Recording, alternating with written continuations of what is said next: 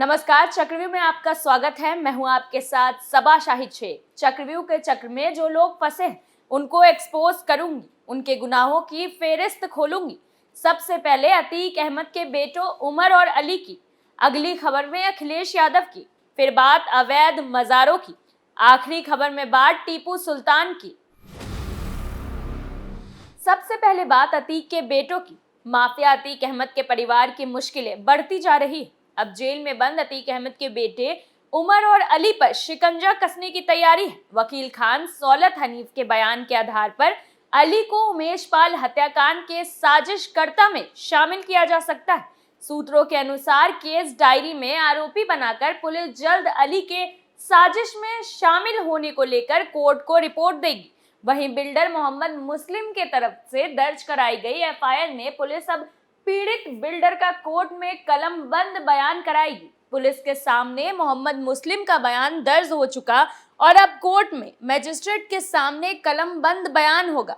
वहीं मोहम्मद मुस्लिम ने बयान में अली और उमर के साथ असाद कालिया, एहतिशाम करीम, अजय और मोहम्मद नसरत को रंगदारी वसूली का आरोपी बताया था।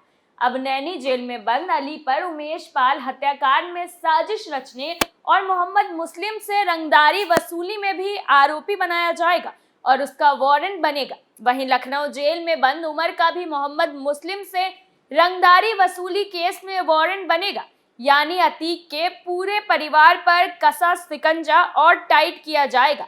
इससे पहले अतीक और उसका भाई अशरफ मारा गया, तीसरे बेटे असद का एनकाउंटर हो गया और 2 नाबालिग बेटे बाल सुधार गृह में हैं। वहीं अतीक की पत्नी शाइस्ता परवीन अभी भी फरार है। यूपी पुलिस ने शाइस्ता को माफिया घोषित किया है। पुलिस की तहरीर से समझा जा सकता है कि शाइस्ता पुलिस के लिए कितनी जरूरी है। तभी तो एफआईआर में लिखा है माफिया अपराधी शाइस्ता परवीन और उनके शूटरों को छिपने छिपाने में आतिन जफर के जरिए सहयोग किया जा रहा था। यहाँ तक कहा गया है कि 5 लाख का इनामी साबिर ही अब शाइस्ता का शूटर है। अब तक शाइस्ता के लिए जो शब्द इस्तेमाल किए जा रहे थे उनमें था godmother Shaista, lady don Shaista, mastermind Shaista, gang leader Shaista. मगर अब पुलिस की तरफ से शाइस्ता के नाम के आगे माफिया जुड़ चुका है। यानी माफिया अतीक की हत्या के बाद उसकी बेगम अब पुलिस की नजर में माफिया है। वो माफिया ही नहीं, यूपी पुलिस की निगाह में मोस्ट वांटेड भी है, क्योंकि यूपी पुलिस को पता है अतीक के बाद शाइस्ता ने गैंग की कमान अपने हाथों में ले ली है। अतीक की तमाम जायदाद पर भी शाइस्ता धीरे धीरे कब्जा करने में लगी। अतीक के मददगार बिल्डर या नेता अब सीधे शाइस्ता के संपर्क में है। हालांकि पुलिस को शाइस्ता के बारे में नई नई जानकारी तो मिल रही है, लेकिन शाइस्ता नहीं मिल पा रही है। दूसरी खबर में बात अखिलेश यादव की। सपा प्रमुख अखिलेश यादव ने माफिया डॉन शाइस्ता को लेकर बड़ा बयान दिया है। शाइस्ता परवीन को माफिया कहने पर अखिलेश यादव के दिल में दर्द उठ रहा है। उन्होंने पुलिस द्वारा अतीक अहमद की पत्नी शाइस्ता परवीन को माफिया कहे जाने पर बयान दिया। कहा कि ये पुलिस की नहीं, सीएम योगी और बीजेपी की भाषा है।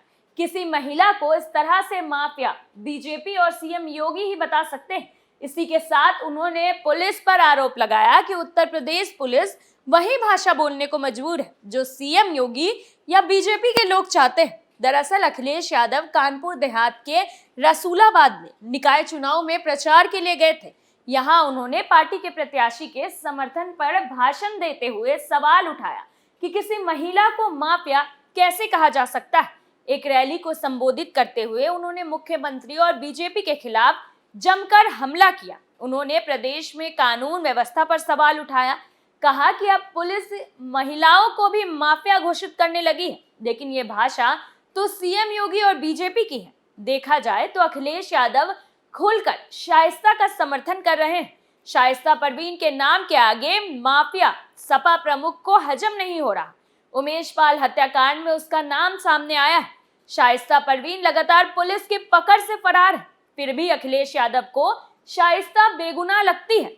लगता है सपा प्रमुख को यह भी नहीं पता कि अपराधियों का कोई धर्म नहीं होता, पुरुष हो या महिला, इससे भी फर्क नहीं पड़ता, क्योंकि अपराधी केवल अपराधी होता है और अपराधियों पर तो एक्शन की सख्त जरूरत है, वरना ये हमारे देश का माहौल खराब कर देंगे। तीसरी खबर में बात अवैध मजारों की। उत्तर प्रदेश के अलीगढ़ जिले में सरकारी जमीन पर बनी मजार पर बुलडोजर चलाया गया है। मजार बनाने का आरोप एक स्थानीय ठेकेदार टीपी शर्मा पर है, जिसके खिलाफ पुलिस ने एफआईआर दर्ज कर ली है। प्रशासन ने तगड़ी कार्रवाई की है। हिंदू संगठनों ने इस अवैध निर्माण के खिलाफ विरोध प्रदर्शन भी किया था। दरअसल ये मामला सासनी गेट थाना क्षेत्र का है। यहाँ मौजूद आवास विकास कॉलोनी के पास एक हाउसिंग प्रोजेक्ट बना हुआ है।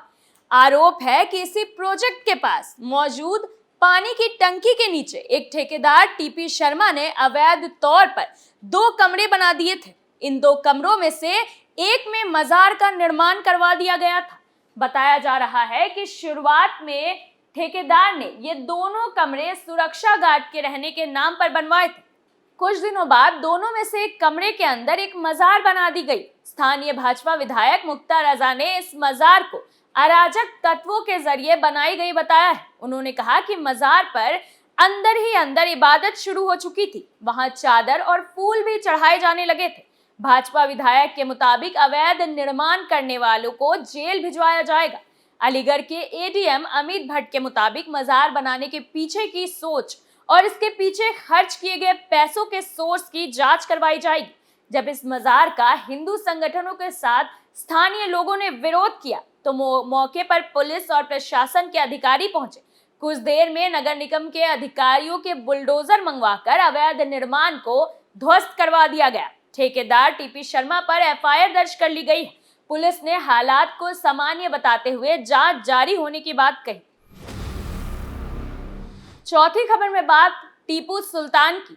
5 साल की मासूम बच्ची के साथ दुष्कर्म कर फरार आरोपी को ग्रेटर नोएडा की कासना थाने की पुलिस ने एनकाउंटर में धर दबोचा है। कासना पुलिस पर पुलिस ने जब आरोपी को घेरने की कोशिश की तो आरोपी ने पुलिस पर फायरिंग कर दिया। ऐसे में पुलिस ने भी जवाबी फायरिंग करते हुए उसके पैर में गोली मार दी। गोली लगते ही आरोपी जमीन पर गिरकर तड़पने लगा। इसके बाद पुलिस ने उसे अस्पताल में भर्ती कराया। पुलिस के मुताबिक आरोपी की पहचान टीपू सुल्तान के नाम से हुई है।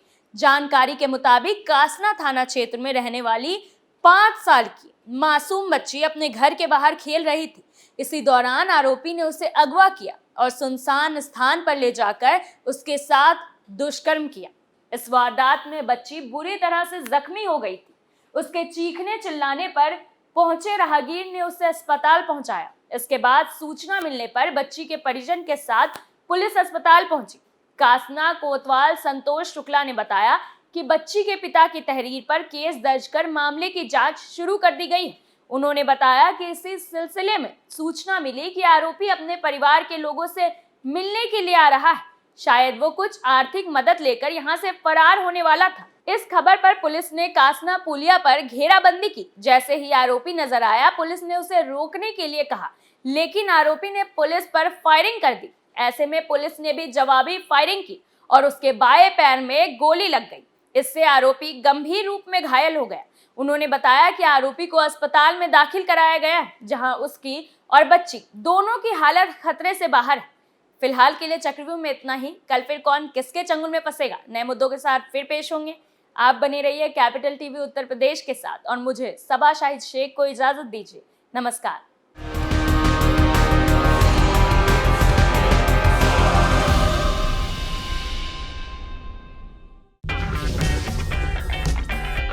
अगर आपको हमारा वीडियो पसंद आया हो तो इसे लाइक करें, हमारे चैनल को सब्सक्राइब करें और हाँ, बेल आइकन दबाना ना भूलें ताकि आप तक हमारे वीडियो की नोटिफिकेशन पहुंचती रहे।